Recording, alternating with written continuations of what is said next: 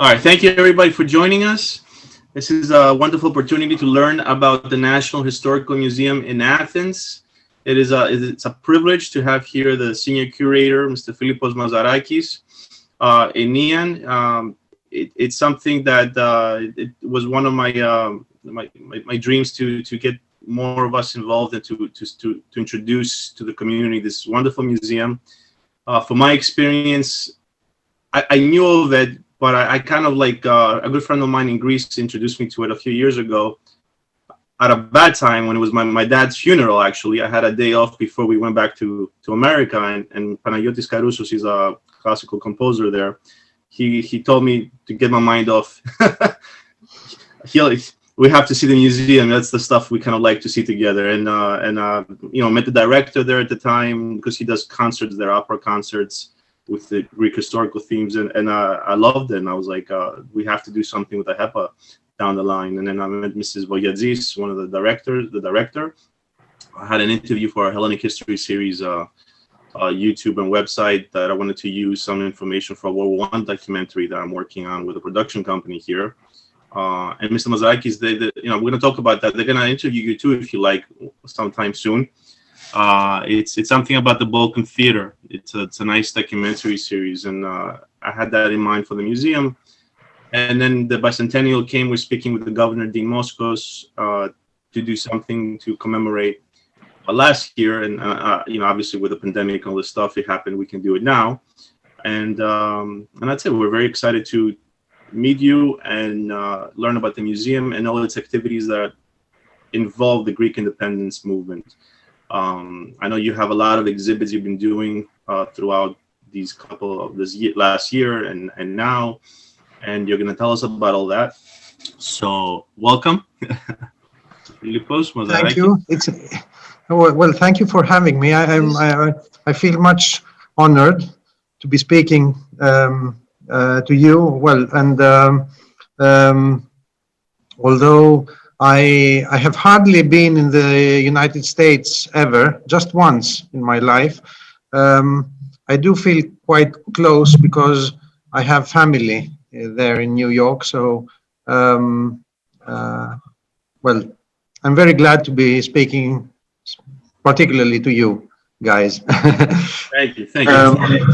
I've tried to make it informal, so I've prepared a series of images and videos to show you.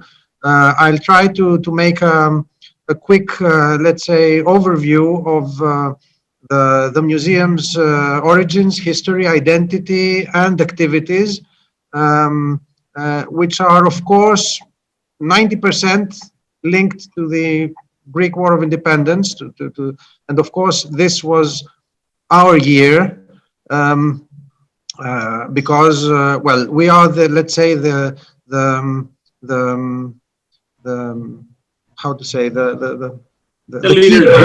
keeper of the biggest amount in quantity and in importance of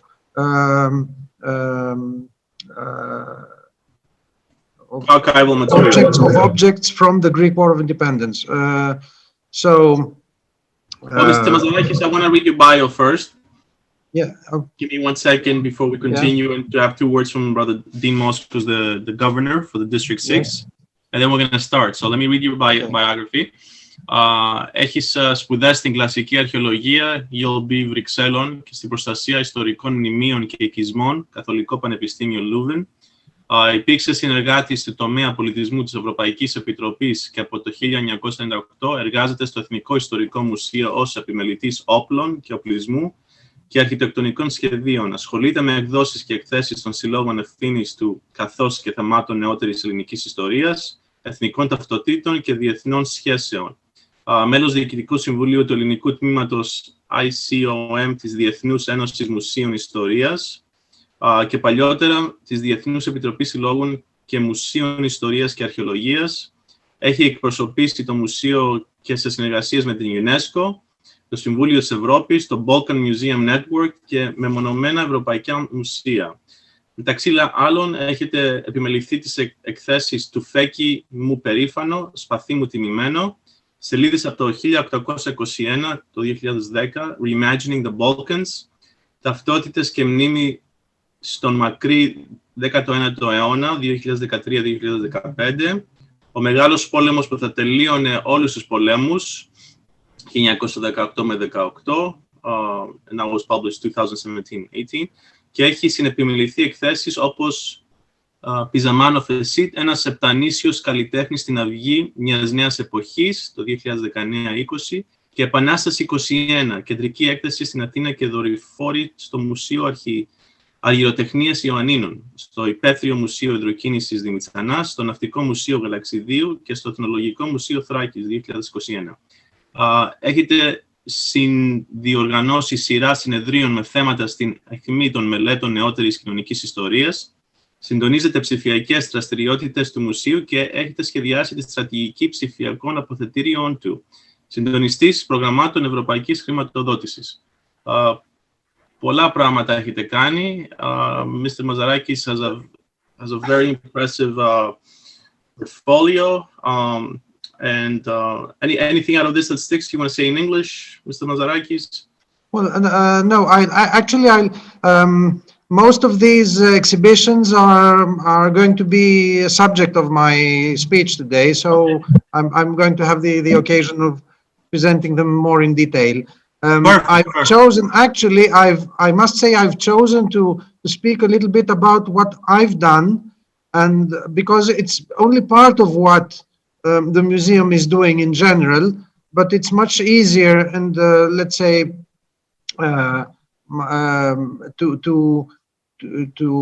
well, I know much more in detail the things that I've curated, so I hope you'll excuse this. No. It's not. I'm not trying to publicize myself. What we want to know about your work. So let me just have Brother Dean Moskos say a couple of words to introduce AHEPA, and then we can start right away. Okay, Brother Dean Moskos, I give you the floor. Ευχαριστώ πάρα πολύ, αδελφέ Χριστοχώε, Βασίλη. Κύριε Μαζαράκη, ευχαριστούμε πάρα πολύ για που δεχτήκατε την πρόταση του Βασίλη μας, του Χριστοχώου, ο οποίος είναι ο Director of Hellenism, που κάνει σπουδαία δουλειά εδώ στη Νέα Υόρκη. Και we're looking forward to this presentation. Επικοινωνώ μαζί σας από την όμορφη Φλόριδα, στο Ορλάντο, στο Disney World, όπου είμαι σε AHEPA business εδώ, γιατί θα κάνουμε το συνέδριο, το είπα συνέδριο εδώ τον Ιούλιο, και κατέβηκα κάτω και εγώ να βοηθήσω λιγάκι, αλλά δεν ήθελα να χάσω την ευκαιρία να επικοινωνήσω μαζί σας και να ακούσω την παρουσίασή σας. Και σας ευχαριστούμε πάρα πολύ. Thank you. I'll mute you. Okay. Κύριε Φίλιππα, we can start. Ωραία.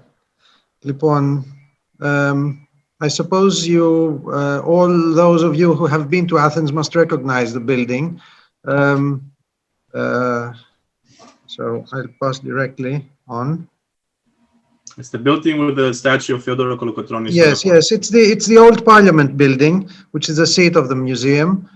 It's one of the most venerable, let's say, buildings in the city, and I must say it's the only public national building that was built with public funds in the 19th century. All the other buildings, including today's Parliament, the Old Palace, were built with the money given by Messines. Is the Ευεργέτες. With benefactors, you know. So this here is the first exhibition catalog that the museum organized. The official name of the museum is Ιστορική και Εθνολογική Εταιρεία της Ελλάδος, Historical and Ethnological Society of Greece. It was founded in 1882 with the specific aim of preserving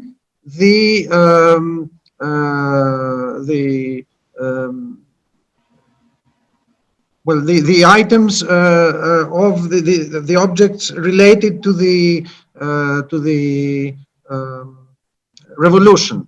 It was just a few years after the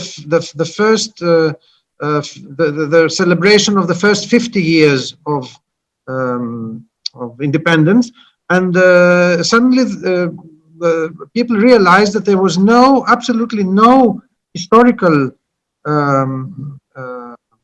museum to house these items that were still in the hands of the people and their immediate descendants. So they organized this exhibition, and this was the occasion for assembling all the. This is the exhibition. It took place in the Politechnio, and it was the occasion for assembling the collection. So this is let's say the oldest historical museum in Greece, and at the same time it houses the most eponymous, let's say, items, because we have the weapons of Kolokotronis, or the clothes of Makrianis. We have, so it's very specific. This is the building, the old building of the Politechnio on Patision Street.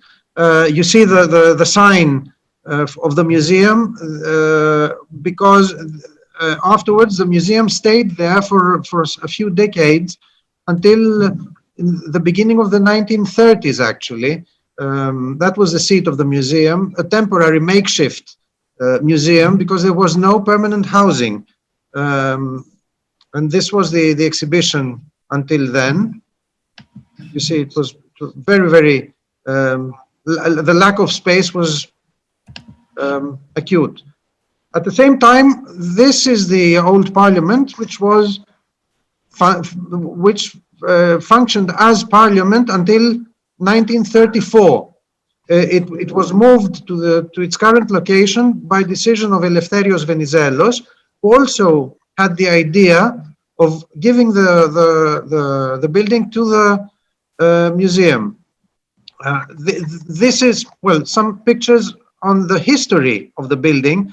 On the upper hand, you see a fantastic photo of decorations for the visit of Vittorio Emanuele, the Italian king, in 1907, and the lower picture is the funeral of Theodoros Deligiannis, who was actually murdered on the steps right there.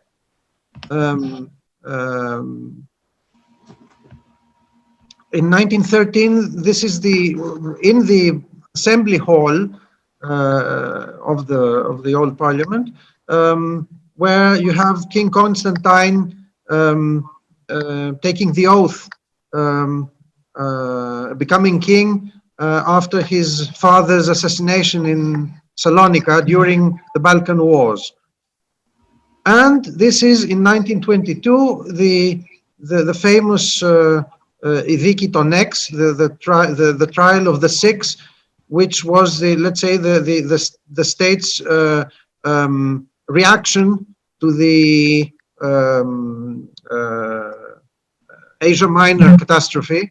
All these six persons were trialed in actually today it's considered as a mock trial in reality, but there was such an outcry, a public outcry at the time, that actually these six politicians and military figures were all hanged. If I'm not wrong, at the same afternoon after the trial.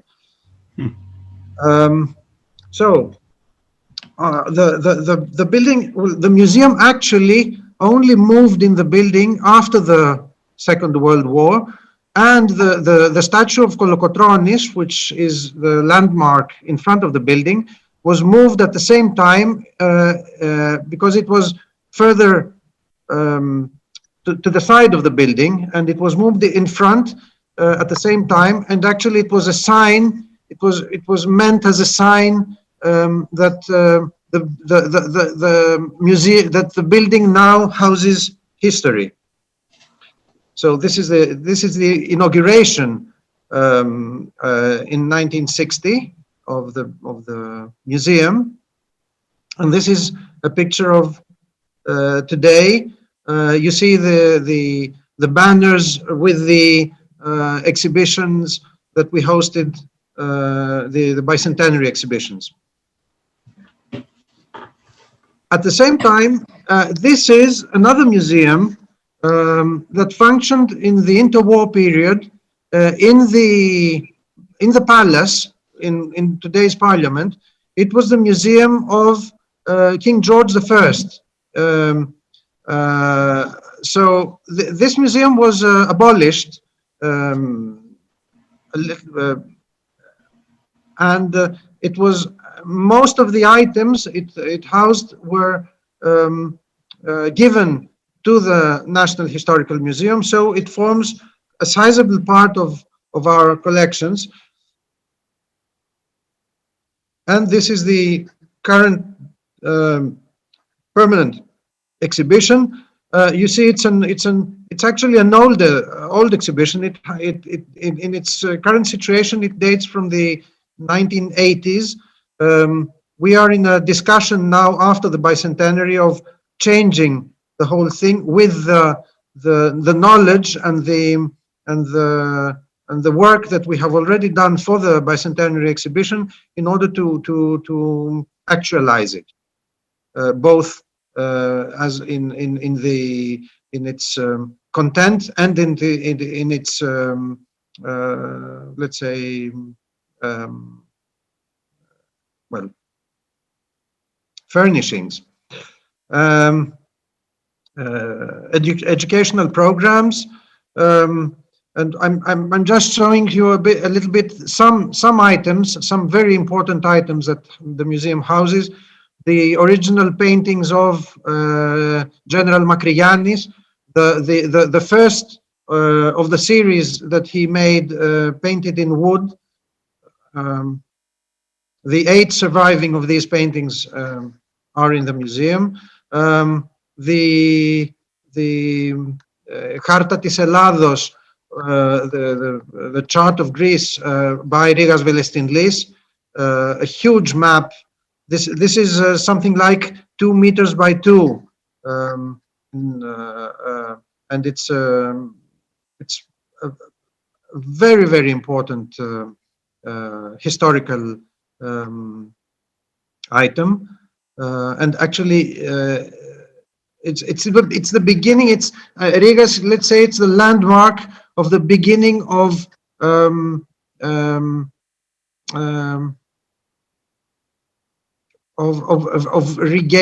gaining, let's say, national consciousness in the late 18th century.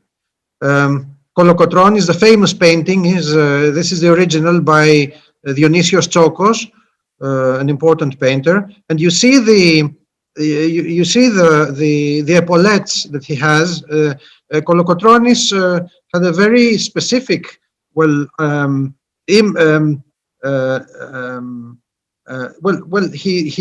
his appearance was intentional. I mean, the helmet and the epaulettes come from his service for the British in the Ionian Islands before the Greek Revolution. These are the original epaulettes, and the helmet is also there in the museum. An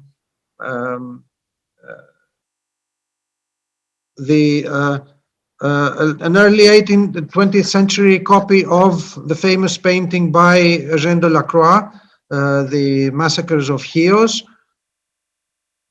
The original costumes of Makrigiannis, of Kirafrosini, of Giannena. This is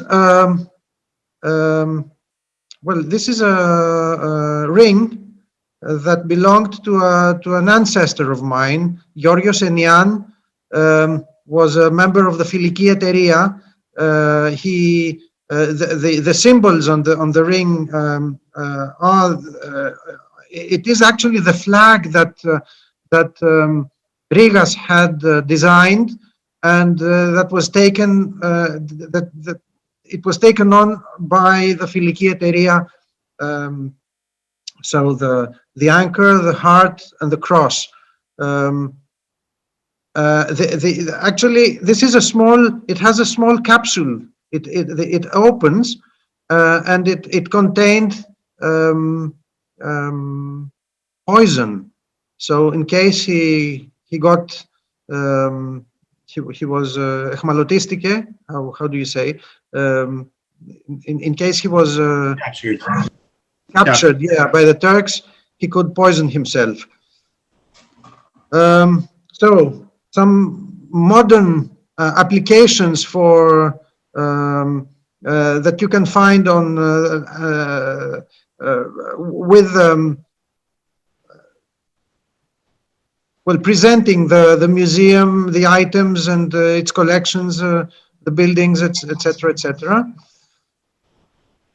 Educational programs, as I told you already. This is very important. This is a program that we designed 3 years ago to be able to guide blind people, the museum. So we probably have the most comprehensive program for guiding blind people through the museum. We have signs on specific items that they are allowed to touch, and then we also have this trolley that follows the visitor around, and so during the guided visit, he's able we produce items that he can touch, items that come from the depot and not from the permanent exhibition, because actually most items in the permanent exhibition are behind glass. So you need somehow to give access to these people to something that is usually inaccessible. And this is a Karagiozis show for children. And the museum also owns two very important buildings in Hydra. This is the Lazaros Koundouriotis mansion. Lazaros Koundouriotis, one of the most important ship owners and primates, proochontes, of Hydra during the Greek War of Independence. And the museum functions, it's a threefold museum. The main floor is a house museum, so with the authentic furnishings of the Koundouriotis family up to the beginning of the 20th century. Then on the upper floor, you have an ethnographic collection specifically for the Greek islands. And then on the basement, you have modern art by Periklis to the left and Dikos Visandios, Periklis Visandios and Dikos Visandios, father and son, two painters that are very important and are very linked to the island of Hydra, because they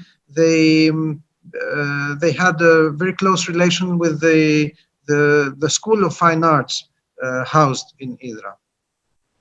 And the second building is this. It belonged to Panagiotis Tetsis, a painter that was actually he died 3 or 4 years ago, and he donated this his house, and so we have recreated his studio. You can see pictures, portraits that he painted in this same space, and if you pay attention, you have the same armchair below on which the people are sitting. And this is within the building. A part of it is actually an old bacalico, taverna bacalico, from the beginning of the 20th century that we are exhibiting as it is. So it's a very rare specimen of a shop that functioned late 19th, beginning of 20th century. So, as Vassilios already told us, told you, well,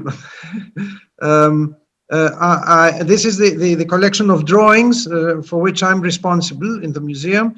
It's not a big collection, but it is. It has three main topics that are quite important. This is drawings of traditional architecture from Macedonia, Kastoria, Sciatista, Kozani, Veria, mainly these areas. And this is the first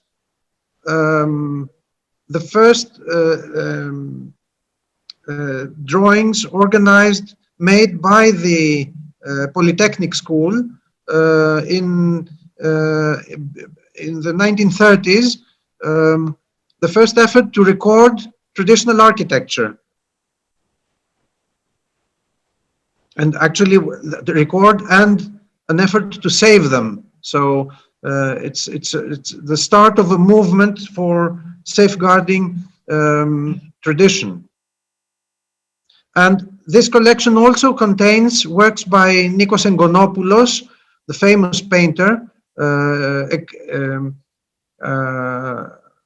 who was hired by the team working on these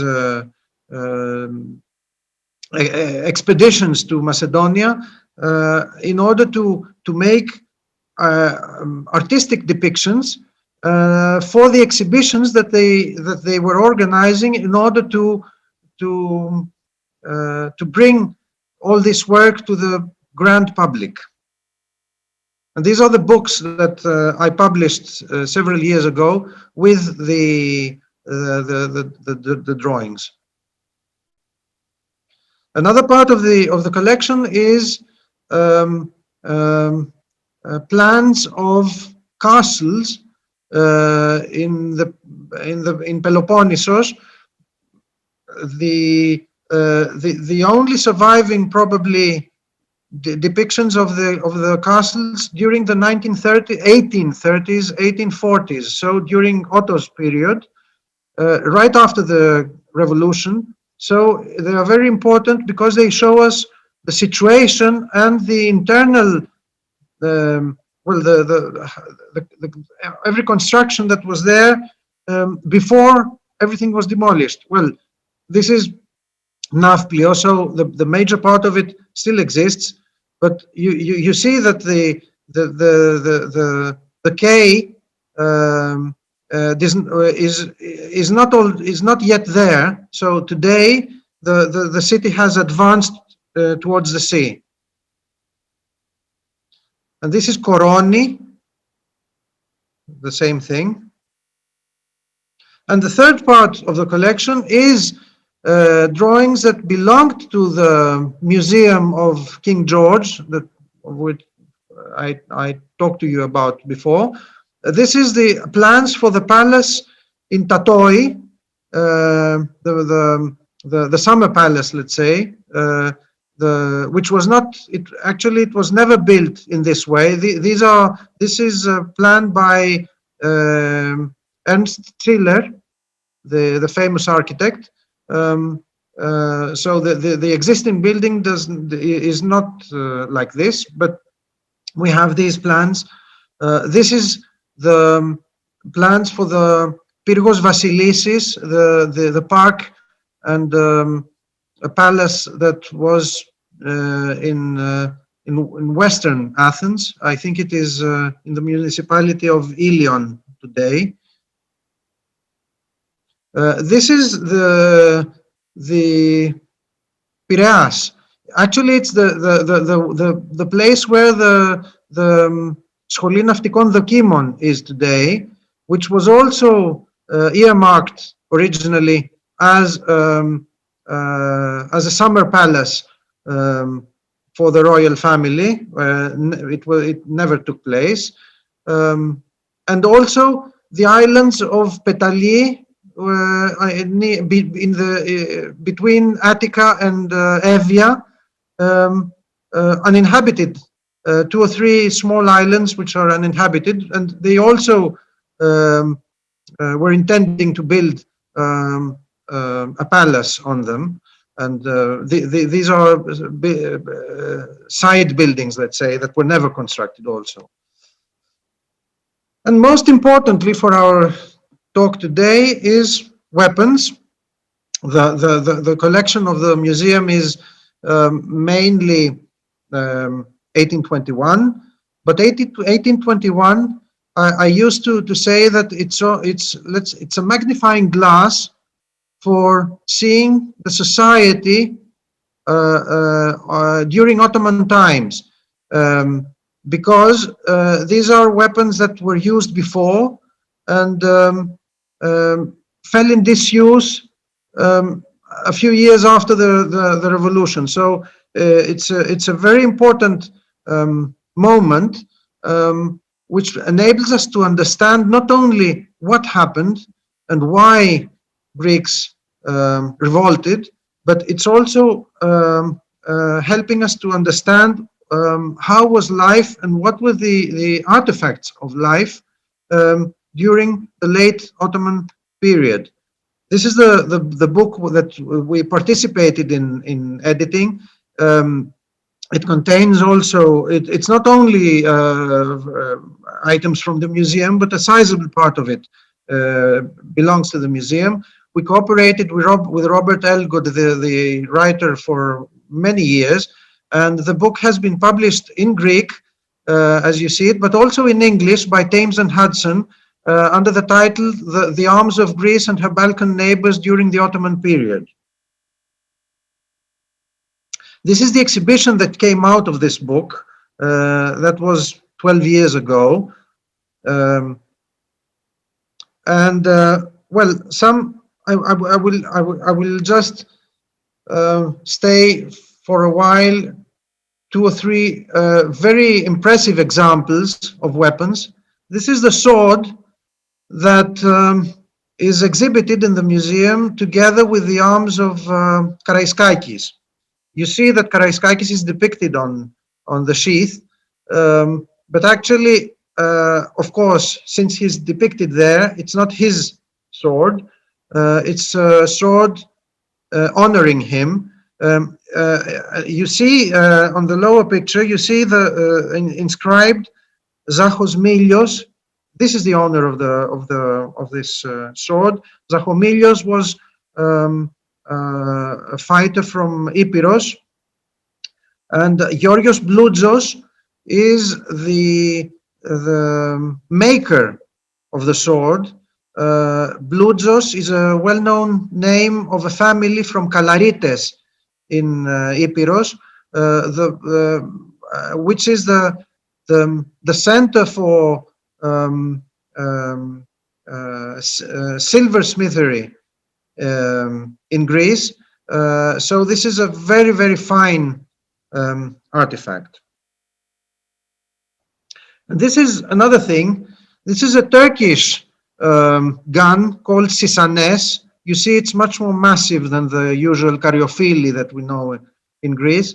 But it is inscribed ο Λόντος το δωρεί στον Κανέλο Δηλιγιάννη 22 Απριλίου 1821. Actually, it's days after the eruption of the revolution, and Londos takes this Turkish rifle, which he probably took as it's probably Lafira. How do you say Lafira? Booty, yes, from the liberation of Vostitsa, Aegio, which was the seat of the Londos family, which is one of the most important primate family in the Peloponnese. So Londos sends this to Kanelos Diligiannis, who is another primate from Langadia in Arcadia. And actually, the funny thing is that Londos and Diligiannis were mortal enemies before the revolution. Londos being very close to Veli Pasha, the son of Ali Pasha, in the beginning of the 19th century, actually led the father of Kanelos Diligiannis to be executed by the Ottomans. So then Diligiannis responded by he also managed to have Londos's father executed some years later. So actually, it was a vendetta thing. They hated each other. But in view of the revolution, this weapon is the proof of making peace in face of a bigger enemy. These are remains from Navarino, from the big naval battle that ended effectively the Greek Revolution. And these are later weapons that we have in large numbers that were used by the Greek army, the first, let's say, industrial weaponry of the Greek army. So these people here, they are, I don't know the name in English. In Greek we call them anaviotes. They are reenactors. Reenactors, yes, that's it. Reenactors. They are a group from Messolongi. They are very. They make reenactments, of course, of Messolongi, but also in Kalamata and in other places. But with this team, I worked together last year in order to make a video in order to show how weapons were used, because everybody sees these as in showcases, but these were meant to be used, and nobody actually understands apart from specialists. So we made this video. I think it's too long to show it in full, but I will just stay for a while. You can show it. Want to show the video? You want? Well, it lasts for 4.5 minutes. It's fine. Let's, yeah. Okay. Well, actually, it has no voice. It's mute because it's meant to serve within the bicentenary exhibition. So if you come to Athens until the end of June, you will be able to see it there. So we show how the physekia, the cartridges were prepared.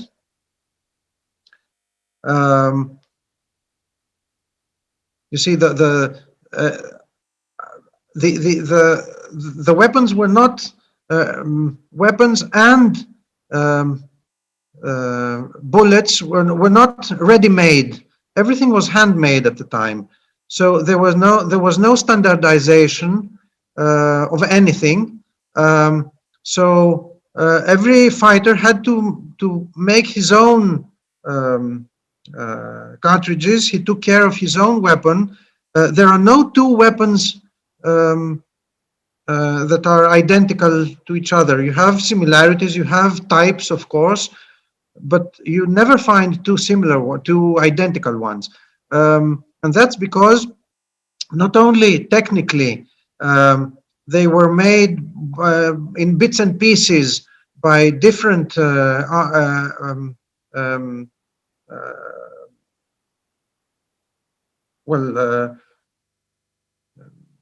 was like ergasteria. the workshops. Yes, workshops. And then each owner would add to, he would transform his weapon, would add or subtract things. So the decoration of, especially of the weapon, is a very personal thing and a very costly thing. It has been calculated that the cost in the years up to the Greek War of Independence could be 4 or 5 times the annual income of a peasant. So it's a huge price to pay just for one set of weapons, but it was a very important item, both ideologically, because it was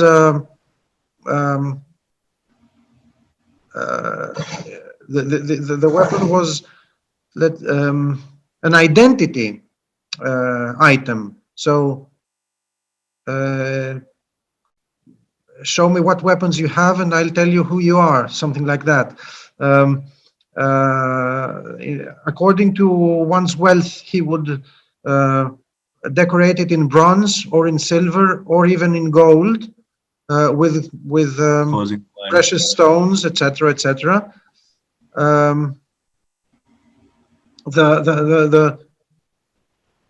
The person that you see here showing them, his name is Nikos Vlachopoulos. He's a president of the Όμιλος Φίλων Παραδοσιακής Φορεσιάς και Οπλισμού in Μεσολόγγι. They're a very, very serious team, and actually I have been very much assisted because I'm an art historian. I'm a historian. I'm an archaeologist, but I'm certainly not a technician. So I can hardly handle the knowledge behind all these the use of these weapons. Vlachopoulos is a oplurgos. He makes weapons himself. So most of the weapons that you see here are either bought by himself in the open, in the open market, or some of them are his own creations. This Palaska, for example, he told me is his own. It's an exact copy of things that he's seen, but it's not an original.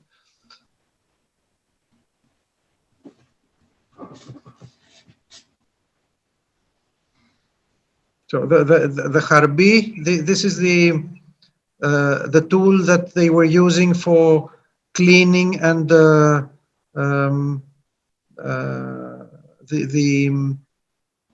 pistols, and they actually the origins of all these weapons are very weird sometimes. Greeks were Christians. So Christians in the Ottoman Empire were not allowed to bear weapons. Exceptions were made only for the armatoli. The kleftes, of course, were illegal, so they had weapons anyway. And the people living in areas that were kind of out of control for the Ottomans, like Mani, Souli, the Agrafa, Sfakia in Crete. But for most people, weapons were not allowed. So bearing a weapon was a specific declaration, let's say, that I'm insubordinate. But at the same time, the weapon industry was never developed in Greece. Most of the weapons that Greeks used came from the northwest of the Balkans, those areas that still today have Muslim populations. This is the north of Albania, Bosnia, Kosovo, these are the main areas where weapons were made. And when we say made, usually they were just assembled with parts imported from the West or from the East. So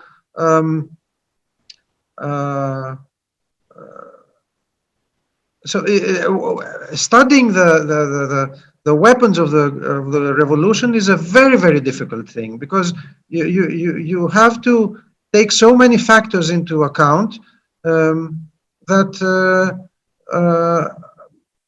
actually it's more like knowledge that is handed generation to generation orally. The book that we helped publish is actually the first serious monography.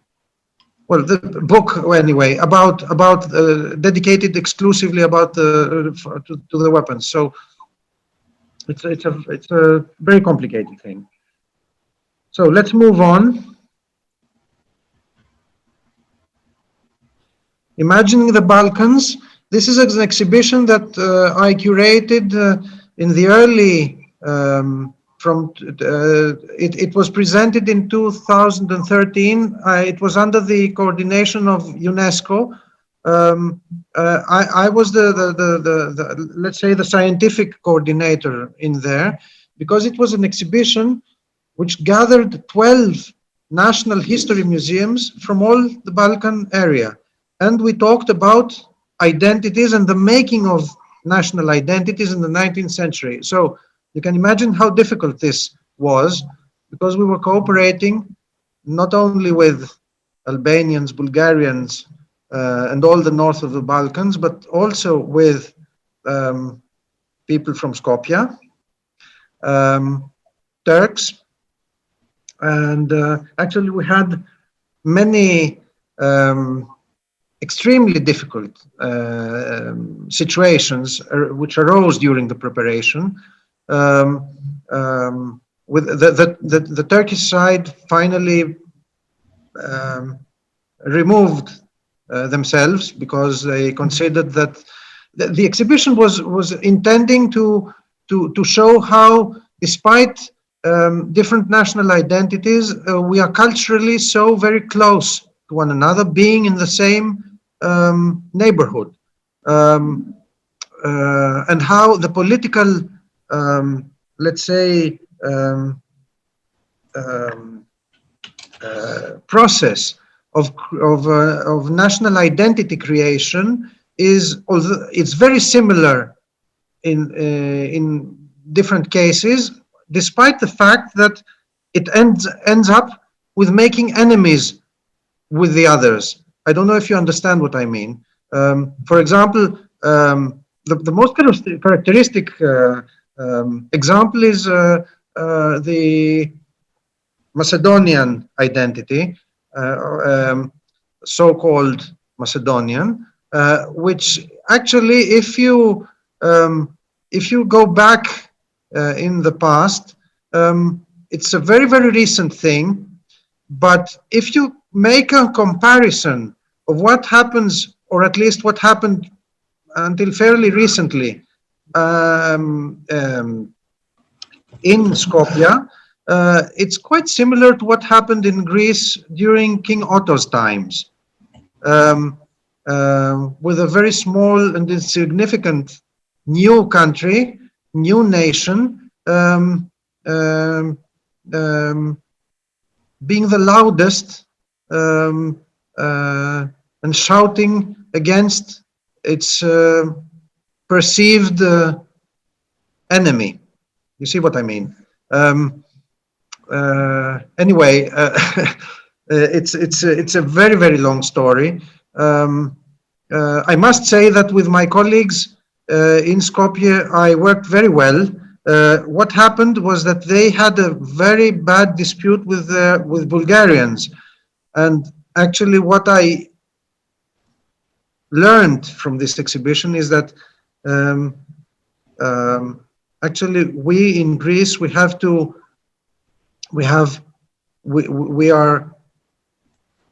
with the people in Skopje, we are in let's say in an antagonistic relationship.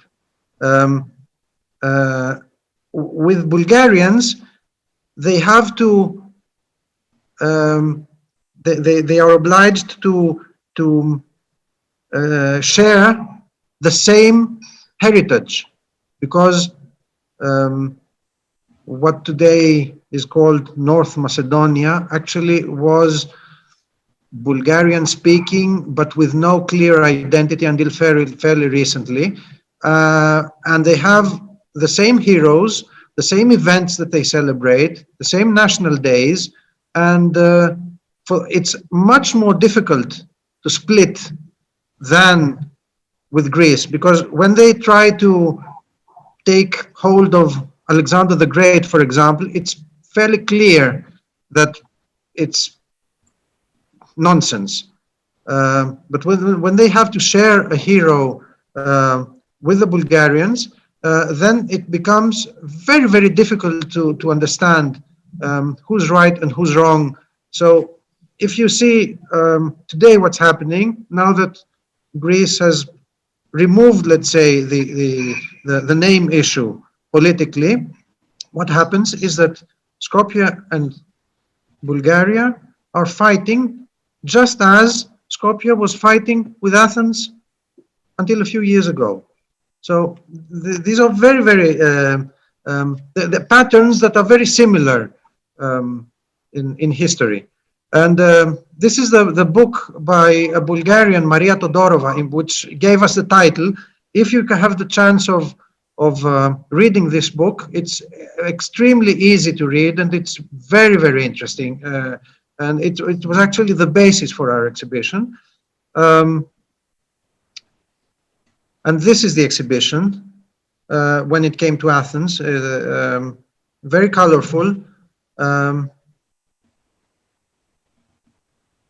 And this is the same exhibition when it was first presented in Slovenia, because it was a touring exhibition. It went to 5 or 6 cities in total. So this is, oh, sorry, what's happening? Yeah, so this is the way this exhibition worked. We put pictures, similar pictures, side by side, and you see on the lower hand left the depiction of the Greek Revolution, the very well-known engraving by Liparini. And just above, you see the same image in the Serbian national uprising, and you see that the elements are the same. You see the flag raised by the priest, the armed men giving the oath, the existence of the cross. Well, all this is very, very typical, let's say, for the nation-building process in the 19th century. And of course, we put this picture, this very famous picture of Pavlos Melas in the exhibition.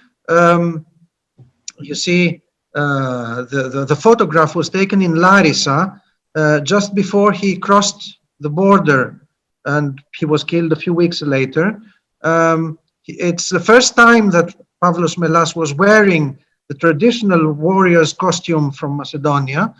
And he sent this picture to his wife in Athens, and he in the letter which accompanied the picture, he was saying that I feel very awkward. It's the first time I'm wearing this outfit. I feel very awkward in it. Please don't show the picture to anybody. Keep it for yourself, because if I come back empty-handed, it will be the absolute ridicule of me. So this is the funny thing, that this is the symbol of the Makedonikos Agonas, and it's a picture that Pavlos Melas did not want to publicize. And on the right side, you see the painting by Spiros Iakovidis, which is based on this picture, and it hangs on the walls of the museum. Wait, Mazarakis, something very quickly about the outfit. Is the color black or is it a dark blue? Because I see it's dark blue. It's dark blue. Because the miniatures, a lot of the people that recreate the figures, meticulously they paint them. I see it as blue, and usually the pictures are black. Yeah,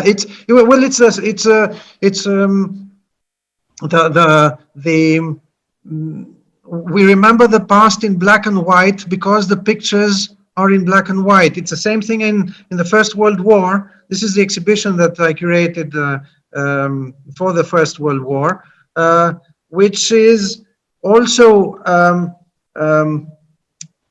in our public imaginary. It's in shades of gray because it's all the images of it are in black and white. But when you see the most striking example is the French costume, military costume, which until the First World War was blue and red, directly coming from the Napoleonic period. And the French very quickly realized that it was impossible to stand in war with this costume, and they changed it, and they turned to khaki, just as every other army in the world. Khaki, the color, yes, the color khaki was actually generalized as the color of the army during the First World War. This here is a German outfit. We recreated harakoma.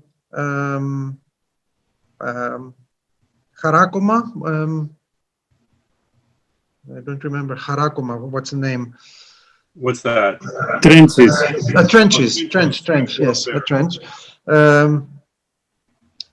So we tried to be very to talk about the situations, not only about the politics, but also about the daily life in the First World War. And pizzamano fecit, in Latin, it means pizzamano made it. Pizzamanos is this person here. He's an artist from Kefalonia who was born late 18th century and lived through all the period until 1825. He's a Western bred Greek. He was born a subject of Venice, and then he died as a subject of Great Britain. And he visits the Ottoman Empire just as the Westerners were making the grand tour at the time. So he is at the same time a Westerner depicting the Ottoman Empire, but with the sensitivity of a Greek, because he's also very, very much sensitive to the national questions of his time. And he's also an architect, so he gives us much information, not only about people, but also about buildings. And I don't know if I still have time for one more video. Will you tell me, Vassilios? If you want, it's just us. I don't want to abuse. Yeah, this is a trip that he made in Constantinople in 1818. It's just 3 years before the revolution, and it's a very exact description of what he saw there. So I'll let you listen to it.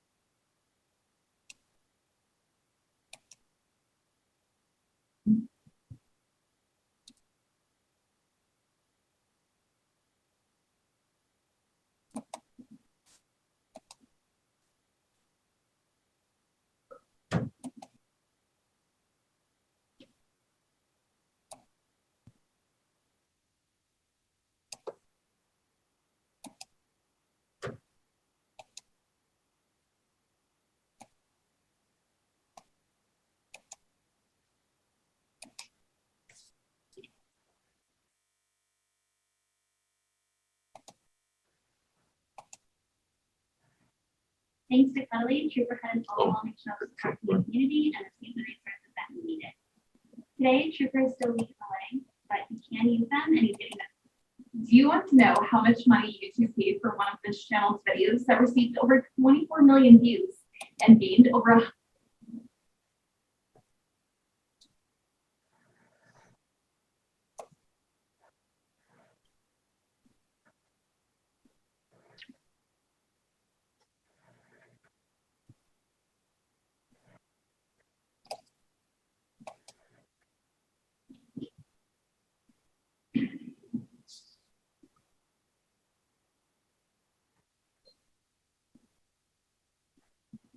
Hey guys, what you about it?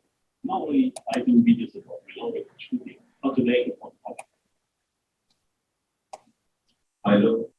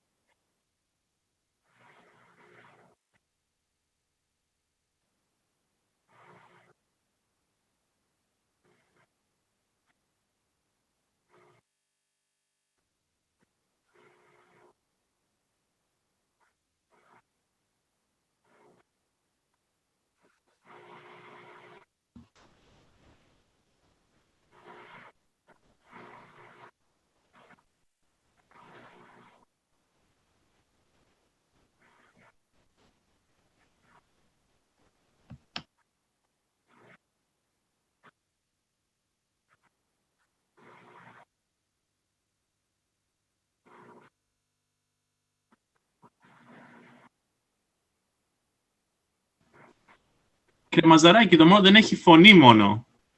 Δεν έχει φωνή. Όχι. Νόμιζα ότι ακούγεται το σύνορα. Τώρα τελειώνει. Εντάξει. Ναι.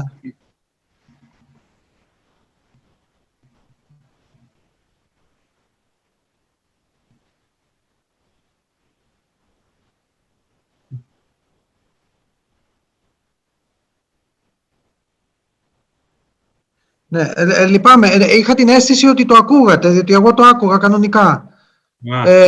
Ευτυχώς που υπήρχαν υπότιτλοι.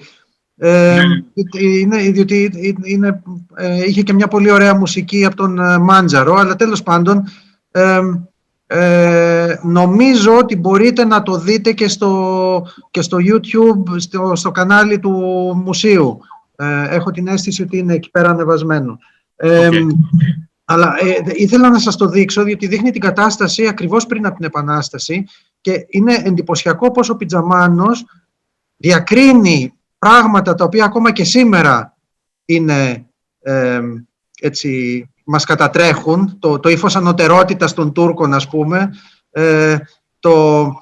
Απ' την άλλη έχει μερικά πράγματα τα οποία εντυπωσιάζουν, διότι αυτός ως Ευρωπαίος έρχεται και λέει εδώ στην Κωνσταντινούπολη κανείς δεν παζαρεύει.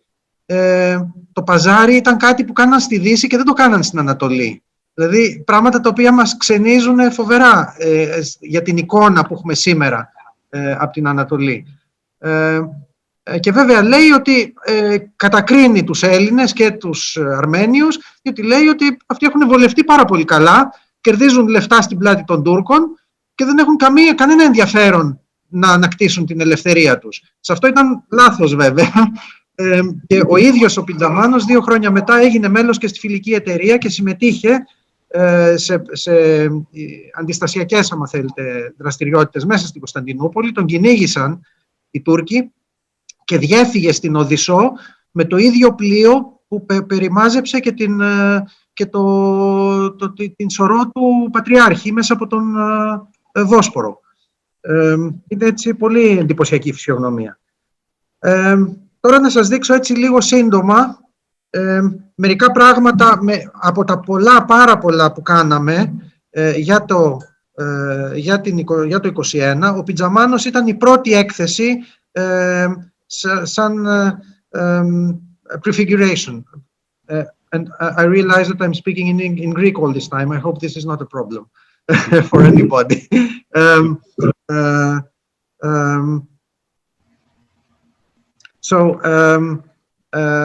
This is an exhibition. This one is by a young student who creates unique figures out of Playmobil figures with traditional costume in a very, very fine quality, and we are exhibiting them. This is a graphic design novel that was published, and we're hosting an exhibition on it also right now. This is an exhibition of drawings of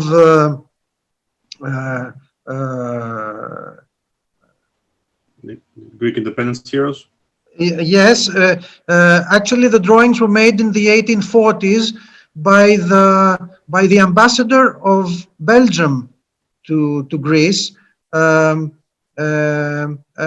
His name was Marie, and but he's very, very well. He shows the figures in their absolute reality with no embellishment, let's say. So he's very interesting. And apart from the edition and the exhibition that were made, the portraits were hanged all around the National Garden last year. This is Ένδυμα Ψυχής. This is a wonderful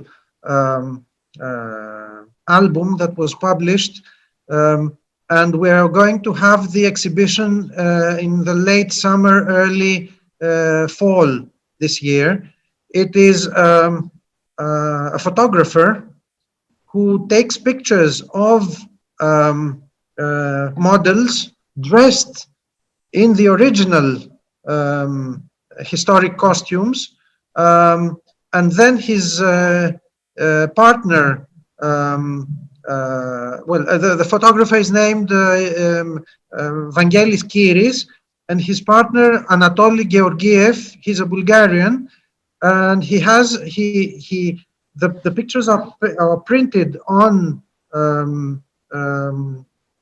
canvas, not canvas, on ifasma. Cloth, fabric, yes, fabric. Silk cloth, I think, and then he makes embroidery over the picture on the on all the original embroidery depicted on the picture is then so it's a mixed technique, which is absolutely fantastic to see in real life.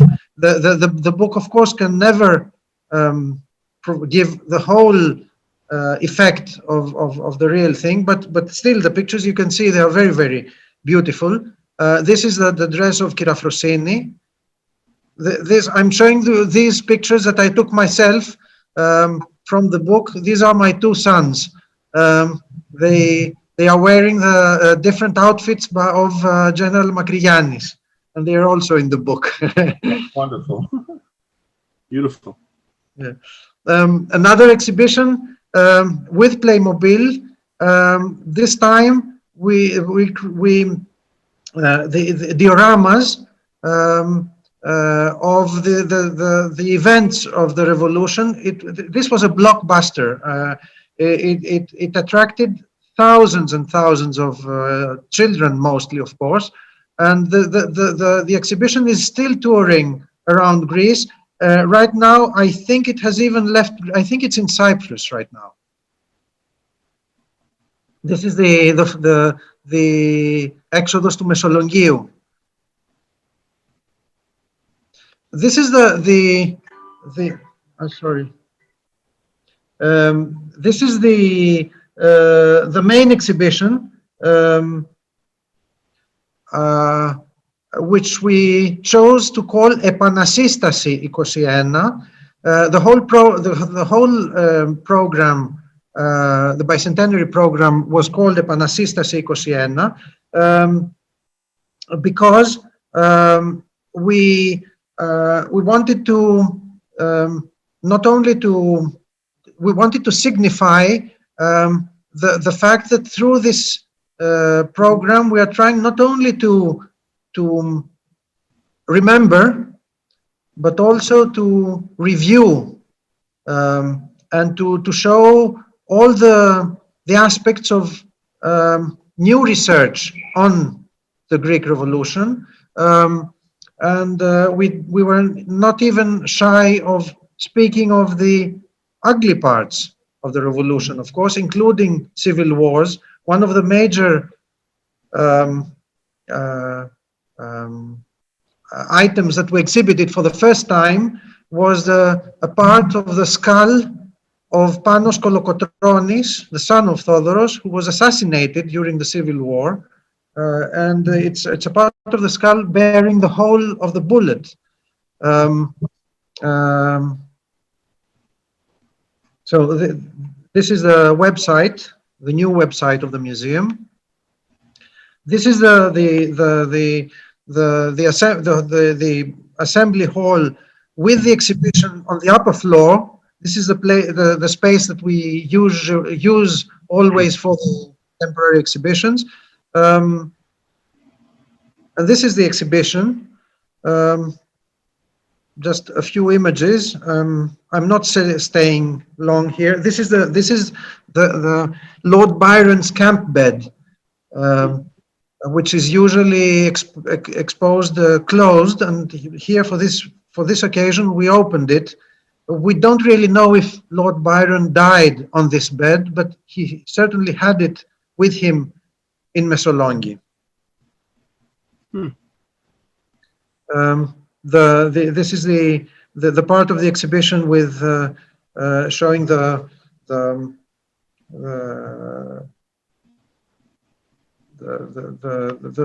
way war was made, irregular warfare mostly. This is at the entrance, a big video wall, which is interactive. The visitor can touch whichever part of the text or an image and have information. We call it the chronology of the revolution. The problem is that it's such a huge subject with so many aspects and so many events that happen that it's impossible within one exhibition to show everything. So we chose this way in order to give the visitor the possibility of choosing things that he may have not seen in the exhibition and linger a little bit longer himself. This is the video that we already saw. It's also in an interactive exhibit. So you touch the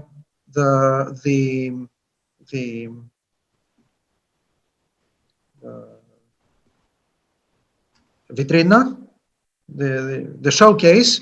You touch the part of the showcase which with the weapon that you are interested in, and the screen shows you the part of the video that concerns this weapon. So at the same time, we made this one exhibition plus another 11 all around the country. I was personally responsible for 4 out of these 11. So we chose partners from local provincial museums, and we organized exhibitions because our idea was that we don't want this to be a bicentenary only for Athenians. This is a major feast that concerns the whole of Greece, and we wanted for the first time museum exhibits to be shown everywhere. So in total 12 exhibitions plus one which didn't take place, an exhibition on a boat that will take place probably this summer. It was pushed because of the COVID crisis. It was impossible to organize it because it was a moving exhibition, so it was impossible to organize. Anyway, this one is the exhibition in Giannina, in Messolongi, in Dimitsana, Chios, and Alexandroupolis. This is also in Alexandroupolis. I just wanted to show you that we try to take to cater, let's say, for the different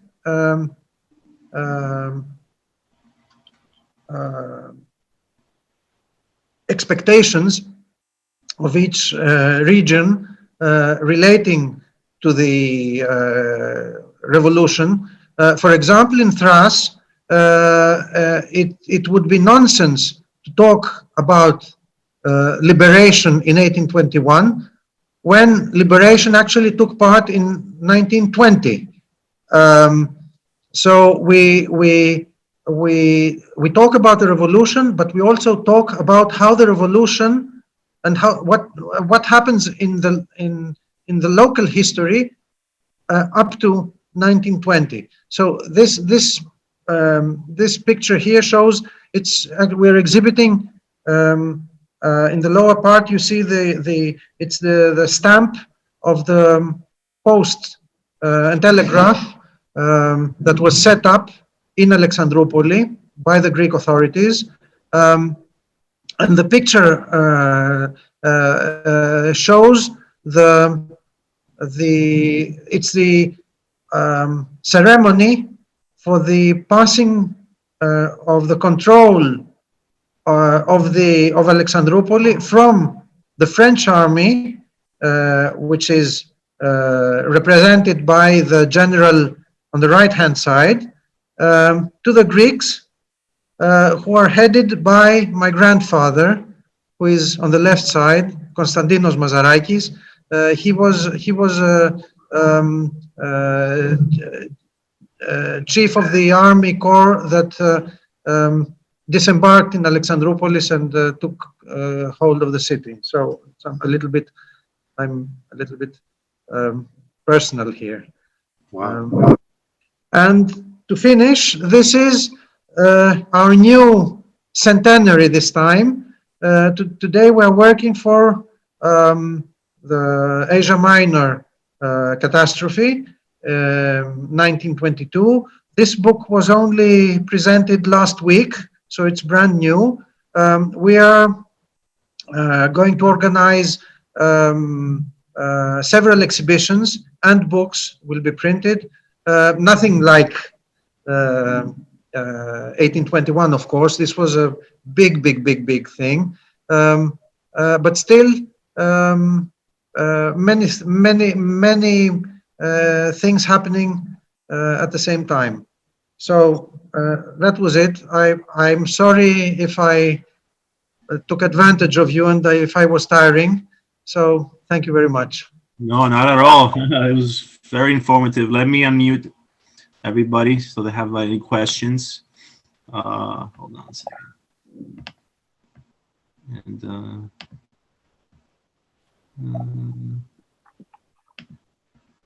okay.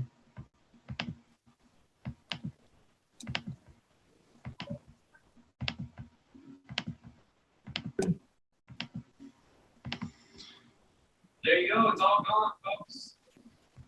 All right. Everybody's on? Ναι, ευχαριστούμε πάρα πολύ. Ήταν πάρα πολύ ενδιαφέρον. Δεν είναι το θέμα για το ποστόλο αν θα μείνει έξω ή θα μπει μέσα.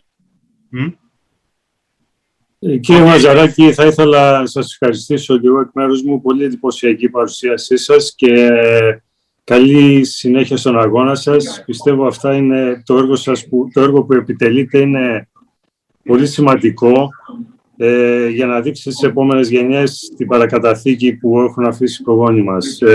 Συγχαρητήρια και εύχομαι ό,τι καλύτερο για το μέλλον στην προσπάθειά σας αυτή. Ευχαριστώ. Να είστε καλά. Ποιος άλλος έχει να πει κάτι? Mr. Mazaraki, thank you very much for your presentation, your time. As I'm an American Revolution reenactor, so when I saw the reenacting in Greece, it brings a happiness that you can't understand except as another reenactor. I have a question for you. Do they have to have a special license for their firearms? Or are they a special group recognized by the government? Actually, it's a little bit of a gray zone there. Normally, you're not allowed to bear weapons in Greece, but the weapons items up to 1830 are considered as historical artifacts by the law. Weapons after 1830 are considered as regular weapons, but the weapons before that are considered historical items. This is the law. So nobody will stop you from having, if you legally own the weapon in your car trunk, for example, nobody will take it from you or stop you, or you won't be in trouble. Normally, you're not allowed to use it. But then it's common knowledge, let's say. It's a little bit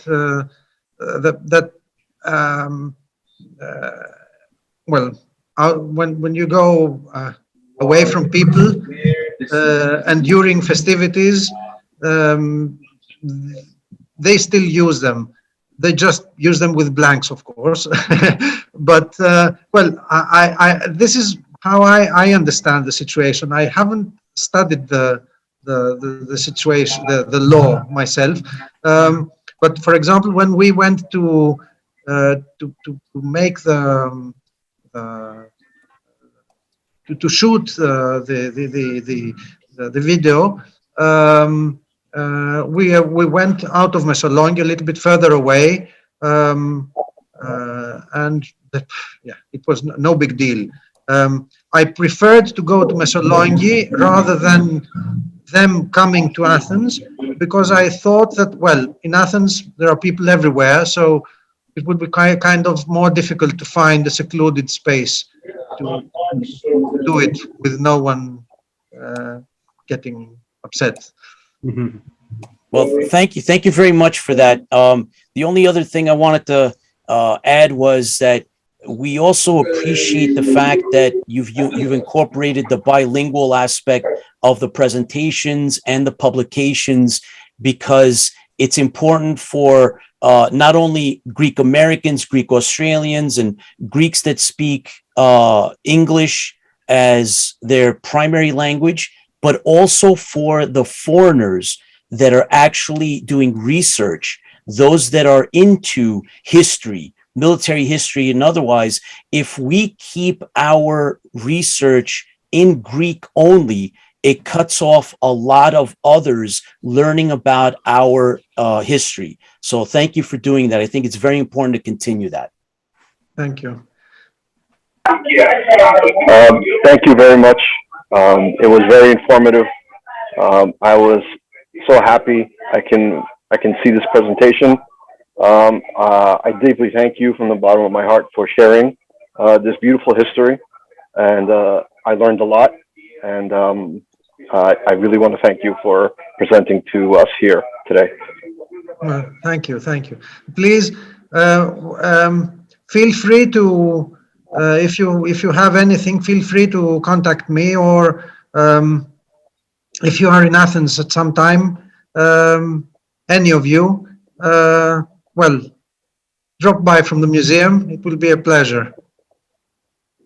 Absolutely, we plan to do that. Okay, great.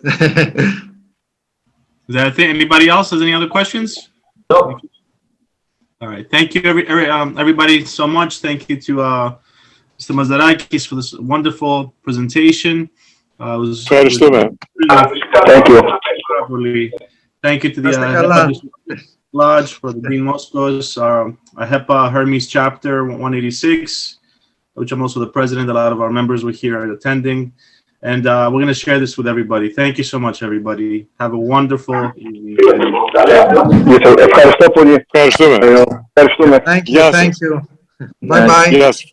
Ευχαριστούμε, Βασίλη. Γεια σου. Yes. Bye-bye.